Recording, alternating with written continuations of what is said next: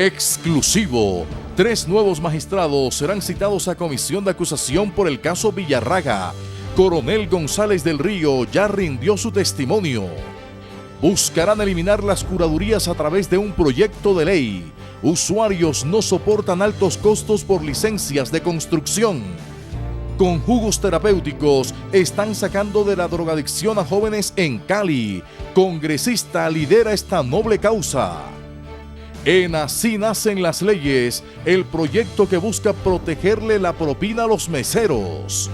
35 comunidades indígenas al borde de la desaparición alertan sobre futuro de estas etnias.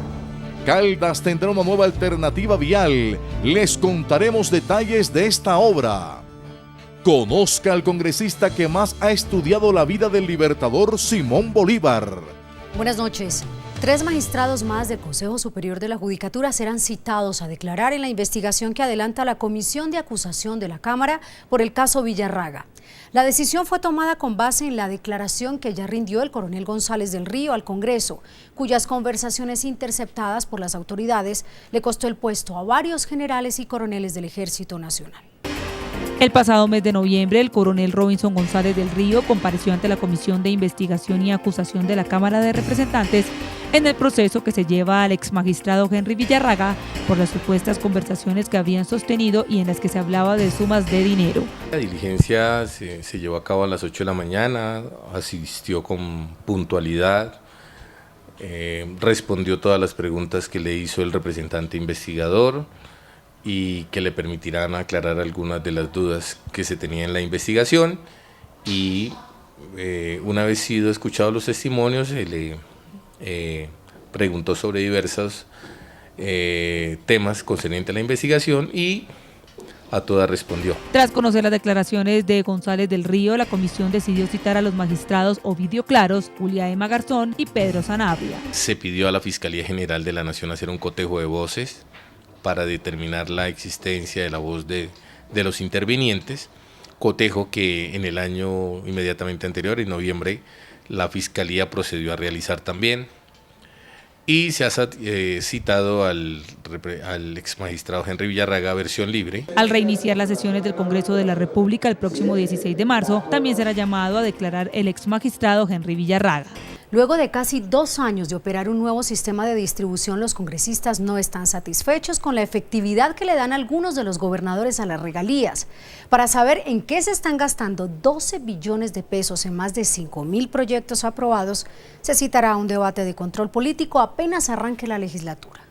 Y es que la ley que redistribuyó las regalías fruto de la explotación de hidrocarburos le dio autonomía a los mandatarios regionales para que definieran la prioridad en el manejo de esos dineros. Sin embargo, en algunas regiones del país, como en el Quindío, hay observaciones. Lo que hemos visto, no solamente en nuestro departamento, es que se ha generado una ligereza a la hora de definir los proyectos que en su gran mayoría poco le están aportando, al decir de muchos expertos, al bienestar de los colombianos. Y aquí lo que necesitamos es que esa gran estrategia de generar el empleo sostenible que se ha generado o que se quiere generar desde la iniciativa del Gobierno Nacional y de este Congreso, pues poco se le ha aportado al bienestar de nuestro país. Ante las inquietudes, funcionarios del gobierno tendrán que responder los cuestionamientos de la Cámara de Representantes. Vamos a hacer un debate juicioso, propositivo, serio.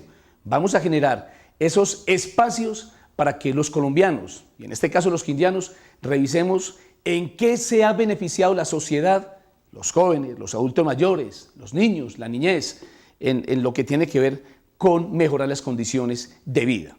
El precio interno del café ya superó la barrera de los 700.000 pesos, lo que indica que el subsidio prometido por el gobierno ya no opera dentro del marco de los convenios con los cultivadores. Sin embargo, se propone que ese billón de pesos se invierta en tecnología, calidad y productividad del sector cafetero y por ningún motivo sean destinados a sectores diferentes. El representante por Risaralda, Didier Burgos Ramírez, advirtió que la estabilidad de la caficultura colombiana no puede depender de que en Brasil haga sol o llueva. Lo más importante es que el gobierno nacional entienda que esos recursos que aprobamos por 1 billón de pesos para el incentivo cafetero son para los cafeteros. Si no hay que pagar el PIC, esos recursos tienen que ir a apoyar la tecnificación del producto, a apoyar los cafés especiales, a apoyar los procesos de comercialización, a apoyar toda la posibilidad que tengamos de mejorar nuestra productividad en el campo. No puede ser que esos recursos se tengan que devolver a fondos comunes, sino que es necesario, y le pido al gobierno que así tiene que ser, es necesario que esos recursos sigan permaneciendo disponibles para los cafeteros colombianos. El representante Efraín Torres es el autor del proyecto de ley que busca proteger a los meseros y en general a todos los trabajadores de bares y restaurantes para que se les respete la totalidad de las propinas recibidas por los clientes cuando ofrecen un buen servicio. Sandra Rodríguez lo entrevistó y nos amplía esta información en Así nacen las leyes.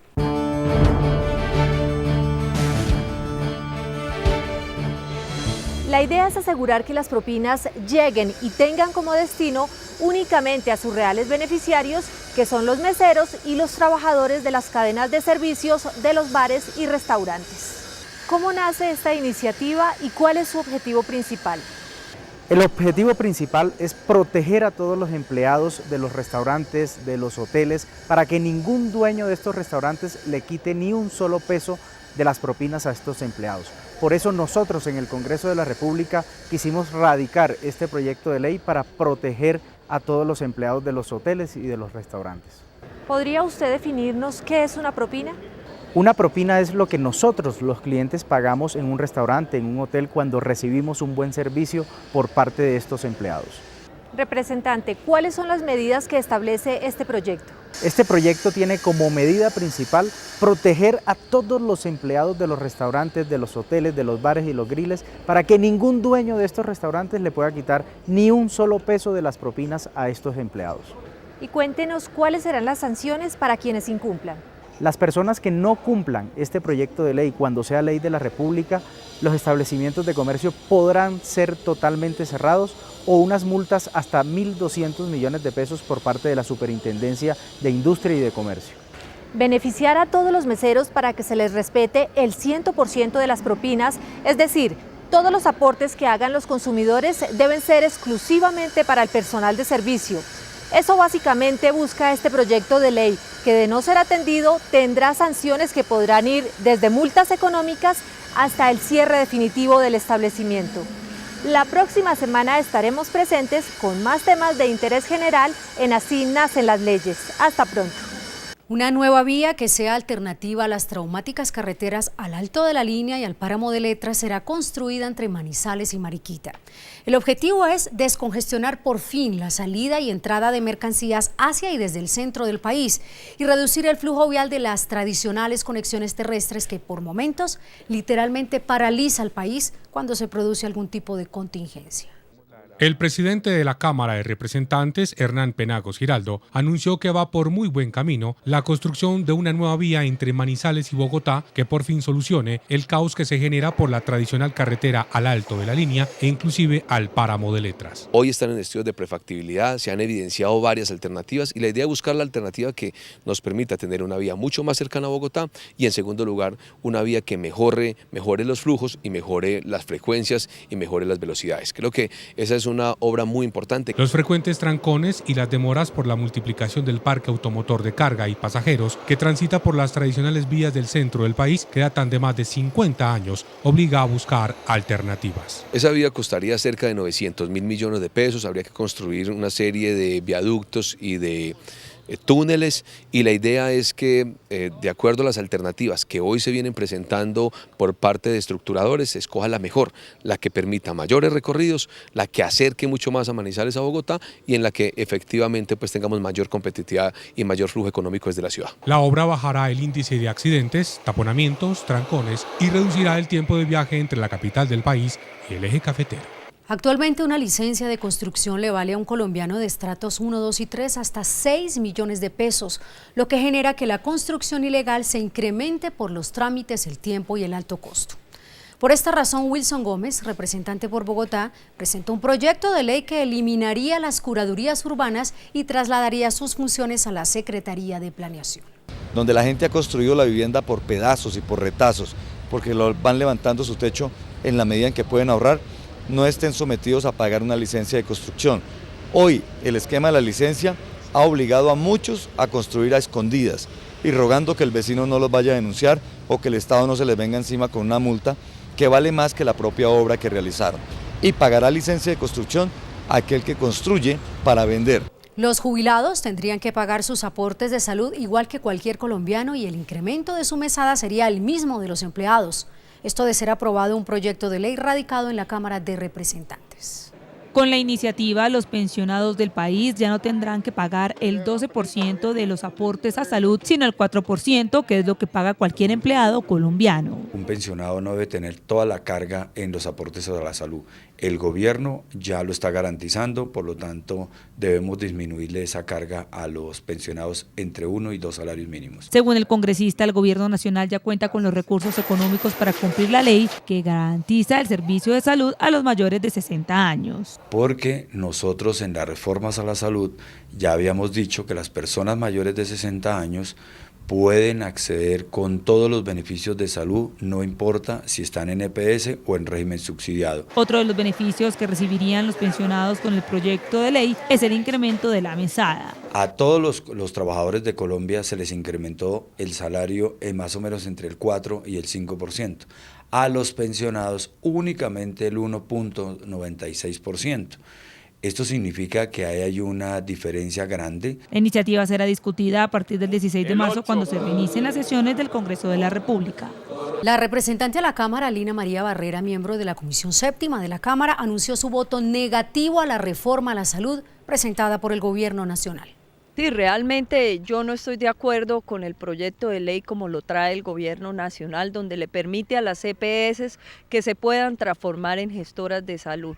Y básicamente por lo que ya vivimos en Santander, y entonces pues ahí mi voto será negativo si el Gobierno Nacional va a insistir en ese proceso. En Cali, una técnica revolucionaria está sacando del infierno de las drogas a muchos jóvenes. En tan solo un año, 40 muchachos de uno de los barrios más vulnerables de la Sultana del Valle han dejado por completo la adicción. Los jugos terapéuticos, la acupuntura y la terapia neural son parte de la solución. Carlos Andrés Duque, desde los 13 años, por las malas influencias, cayó en el mundo de las drogas. Yo duré como 8 años consumiendo marihuana, pepas, alcohol, coca, cigarrillo, y pues era una vida que, mejor dicho, terrible. Y aunque muchas veces trató de dejar de consumir sin poder lograrlo, con una técnica a base de medicina alternativa y la mezcla de aminoácidos pudo salir de este infierno. Gracias a Dios ya dejamos todo eso y también al sistema revolucionario pues, del doctor Rafael, ya no consumimos esa droga, ya estamos limpios, gracias a Dios. Esta técnica, basada en un protocolo que inicia con un control médico para determinar el nivel de adicción y que pasa por la desintoxicación con jugos terapéuticos, sueros, acupuntura, terapia neural y recuperación celular, en este momento está siendo aplicada a más de 200 jóvenes caleños. Actuamos a nivel de los neurotransmisores, a nivel del sistema nervioso neurovegetativo, estimulando al paciente, evitando lo que se conoce comúnmente como el cólico, que es lo que más afecta a los pacientes, revitalizándolos y darles una mejor calidad de vida. Nosotros tenemos drogas más potentes en el cerebro, que se llaman las endorfinas, serán más potentes que la heroína 1000 veces. Si nosotros las llegamos a activar, usted le quita el síndrome de abstinencia, si le quita, como se dice, al paciente el problema del sistema nervioso, ya no te va a consumir. Para ingresar a este programa solo es necesaria una condición. La única condición que tenemos es que el paciente quiera recuperarse. No queremos pacientes a las malas, ni que vengan con guayabos morales porque la han embarrado en la casa, han hecho un sinnúmero de cosas, vengan a dar de contentillo a los padres, no. A través de este programa que se viene realizando con el apoyo del congresista Roberto Ortiz, se espera llegar a más jóvenes, no solo en el Valle del Cauca, sino en todo el país, para demostrarles con hechos que sí es posible dejar las drogas. Cuando llegan aquí, llegan con la mirada perdida, llegan con unas ojeras inmensas, con los labios quemados, y después de mes y medio ya comienzan a cambiar el aspecto, ya los ojos son naturales, las ojeras desaparecen, los labiositos comienzan a ponerse normales, entonces ellos ya comienzan a creer y muchos están saliendo con estos tratamientos de las drogas. La meta para este año es por lo menos lograr la recuperación de por lo menos 150 jóvenes. En los últimos 10 años, Fusagasugá ha sufrido un crecimiento desmedido que, según el representante Alfredo Molina, obliga hoy a que la ciudad tenga un nuevo plan de ordenamiento territorial para evitar una crisis social a futuro por la falta de planeación urbanística. Fusagasugá es una ciudad que ha crecido potencialmente en materia poblacional en los últimos 10 años, situación que según Alfredo Molina, representante por Cundinamarca, puede ser contraproducente. Porque efectivamente si no se planea en orden, va a haber unas complicaciones, conurbación, va a haber efectivamente acumulación en temas de vías, tiene que haber un planeamiento en los temas de servicios públicos. Según el representante, es indispensable hacer un nuevo plan de ordenamiento territorial para Fusagasugá. Es ya necesario, es obligatorio. El largo plazo del antiguo plan de ordenamiento ya se sucedió, 3 periodos de administración del municipio, y entonces lo que hay que hacer es planear a 3 administraciones más. El congresista insistió en que se deben tener en cuenta todos los requerimientos para lograr ser una ciudad en un desarrollo y una economía real. En el último año, el departamento de Quindío invirtió 10 veces más que los años anteriores para recuperar sus vías terciarias. El esfuerzo económico estuvo enfocado en que las empresas que generen empleo en este departamento no se vayan por falta de infraestructura, especialmente de servicios públicos. De 1.400 millones que recibía en el pasado, hoy le giran al departamento del Quindío más de 30.000 millones de pesos para recuperar las vías que comunican a las veredas de esa región. El congresista Atilano Giraldo se mostró muy satisfecho por el compromiso del gobierno con la recuperación de esta red vial. Importante esos recursos para nuestros campesinos y de esa manera también vamos a hacer las fincas, los empresarios campesinos, empresas viables y así se va a generar empleo. Los esfuerzos en el apalancamiento de dinero del presupuesto nacional para los municipios quindianos también van enfocados a recuperar la infraestructura de servicios públicos rurales, todo para evitar que las empresas privadas se vayan del departamento. Un proyecto que necesitaba una empresa, porque sin ese proyecto esa empresa se va a ir para otro departamento. Un desempleo alto y que se vayan las empresas es injusto. Nos ayudó el ministro, se está ejecutando esa obra y la tranquilidad es que esa empresa se queda en el departamento del Quindío generando empleo. Para estos casos en total han sido girados 85.300 millones de pesos que ingresaron al Quindío en el 2013 vía giros de la Nación. El Hospital Gustavo Romero en la población de Tibaná, en Boyacá, actualmente presta una buena atención en los servicios básicos de salud. Sin embargo, sus usuarios y directivas solicitan al Gobierno Nacional la ampliación y mejoramiento de sus instalaciones, así como el acceso a más servicios. Por mi parte, yo exijo que ojalá acá en la empresa un servicio de urgencias, que es lo más necesario acá, y la sala de partos, para que puedan recibir los bebés acá y no toque trasladarlos a la ciudad de Tuna. Más especialistas para aquí, para que no nos toque ir hasta Tunja o por allá a Bogotá o a otros lados. Sería bueno. Necesitaremos equipos para que nos atendieran mucho mejor aquí. Este hospital, que ya completa 50 años de funcionamiento y que solo brinda cobertura en primer nivel para sus cerca de 9.500 habitantes, requiere una pronta intervención del Estado. Es un hospital que ya cumplió un ciclo, tenemos el proyecto nuevo de hacer la reestructuración de la planta física y para eso queremos contar con los recursos del ministerio, con la concurrencia del departamento. Pues nosotros desde hace varios años hemos estado mejorando las condiciones de infraestructura, pero ahora estamos construyendo un proyecto para adecuar las instalaciones en normatividad antisísmica y en mayores comodidades para la atención de los pacientes. Además del proyecto de reestructuración de la planta física para poder ofrecer una mejor atención a la comunidad, el congresista indicó que se está adelantando el proceso de implementación de atención básica en salud para así llevar hasta cada uno de los hogares, especialmente en la zona rural, los servicios básicos que tanto se requieren. La inclusión de Sevilla y Cartago en el norte del valle dentro de los municipios del paisaje cultural cafetero declarado Patrimonio de la Humanidad por la UNESCO debe ser un punto de inicio para que el gobierno apoye el fomento al turismo y a la agricultura en esta región. Así lo aseguró el representante por el departamento del Valle, Juan Carlos Martínez. Entonces hay que acompañar todas estas inquietudes de la gente que trabaja por el turismo, que trabaja por la cultura cafetera, que trabaja por la producción de café, que trabaja en la producción de cafés orgánicos, de cafés diferentes, de cafés que son susceptibles de exportar a muchos lugares del mundo. Después de 5 años, Cali tendrá nuevamente Palacio de Justicia. Gracias a gestiones realizadas en el Congreso de la República, se lograron ante el Gobierno Nacional los recursos necesarios para que los vallecaucanos tengan instalaciones idóneas que garanticen la administración de justicia. Una de las dificultades en temas de seguridad en Cali era la ausencia de un palacio de justicia que retrasaba la respuesta inmediata del sistema en la capital vallecaucana. El gobierno nacional ha dado un apoyo al proceso de reconstrucción del palacio de justicia. Yo pienso que Cali se ha demorado demasiado, han sido muchos años los que han pasado, donde la justicia está dispersa. Para el representante por el Valle del Cauca, Carlos Abraham Jiménez, la falta de una sede para el sistema judicial hizo que muchos procesos se vencieran, aumentando los índices de violencia en la ciudad y el departamento. Logramos conseguir los recursos gracias al Consejo Superior de la Judicatura, que los ejecutó a tiempo. Aún nos falta la Torre A, pero esperamos que en el próximo año, al finalizar de este año, podamos tener en funcionamiento todo el Palacio de Justicia. El congresista espera que con la reactivación del Palacio de Justicia mejore la seguridad y se judicialice a los criminales como es debido. Cerca de 35 grupos indígenas del país están a punto de desaparecer. El conflicto armado, el desplazamiento y la ausencia de programas del Estado serían sus principales causas. Una dramática situación viven desde hace años la gran mayoría de pueblos indígenas del país. La falta de apoyo del Estado y la discriminación en todos los niveles son cada día más evidentes. Hay una situación crítica de la situación que están viviendo los pueblos indígenas en Colombia. En Colombia hay 102 pueblos indígenas, más de 60 idiomas distintos, lo que constituye la diversidad pluriétnica y cultural de la gran nación colombiana, y la Corte Constitucional ha declarado que hay más de 34 pueblos en riesgo de exterminio físico y cultural. Para este abogado experto en derechos indígenas de la UNIC, ya es hora de que el gobierno nacional tome en serio y le empiece a dar solución a la problemática de estas comunidades.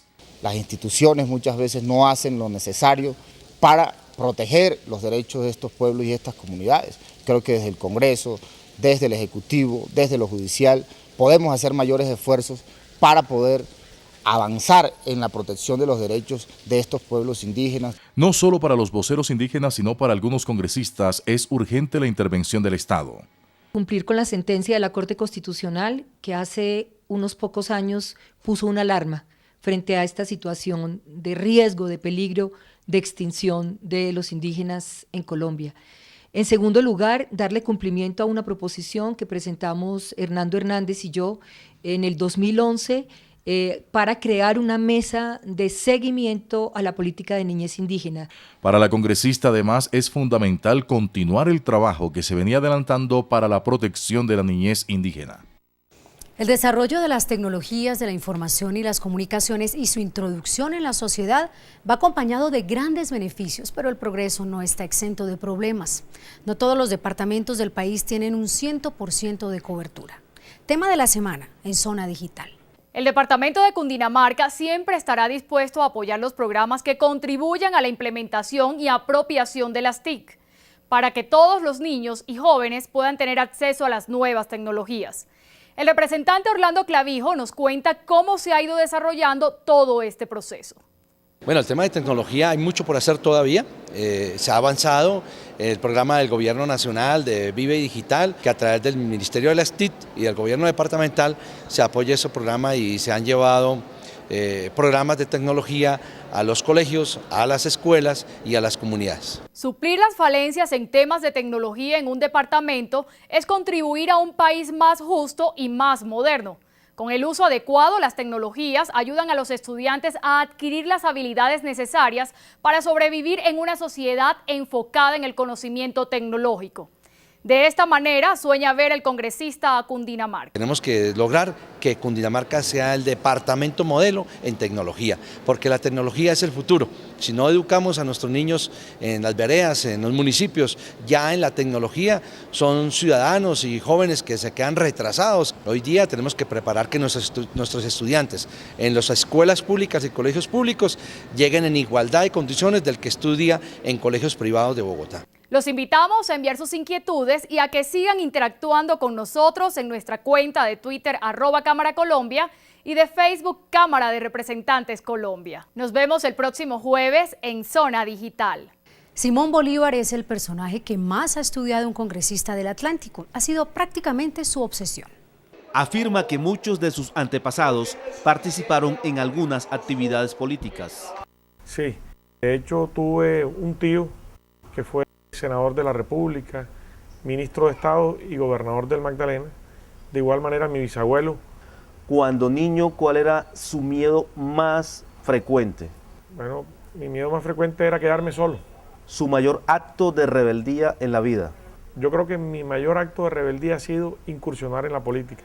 Dice que ha estudiado a fondo la vida de Simón Bolívar. Bueno, me ha llamado mucho siempre la atención la historia de Simón Bolívar, entre otras cosas porque su vida fue una vida de contrastes. Consigue la gloria, pero al final de su vida, en el ocaso de su vida, termina en una gran soledad. ¿Qué clase de música lo saca del estrés, del aburrimiento? Bueno, a mí me encanta la música salsa. Dijo que las lesiones lo alejaron del fútbol. Yo practiqué bastante el fútbol, era un asiduo practicante del fútbol, pero por lesiones de diversos tipos me tocó abandonarlo. ¿Para cuál profesión u oficio jamás hubiera servido, representante? Yo creo que para el tema de la medicina. Ya para finalizar, representante, la pregunta incómoda. ¿Qué sugerencias le haría a Juan Manuel Santos para poder ganar en la primera vuelta presidencial? Sin duda alguna, el haber convencido a Germán Vargas Lleras de ser su fórmula vicepresidencial le va a permitir ganar en la primera vuelta. Muchas gracias. Esto ha sido todo por hoy en Noticias Cámara de Representantes. Recuerden seguirnos en nuestra cuenta oficial de Twitter, @Cámara Colombia. Gracias por su compañía.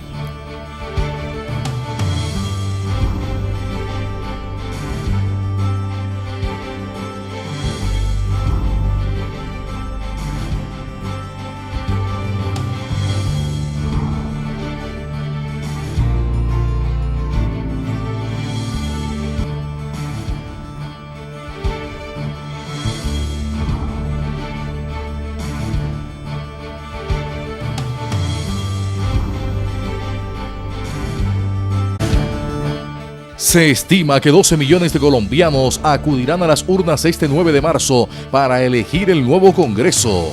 Detalles de los retos que tendrán los nuevos legisladores. Fin a los abusos por reconexión de servicios públicos. A través de una ley se acabaría con este cobro.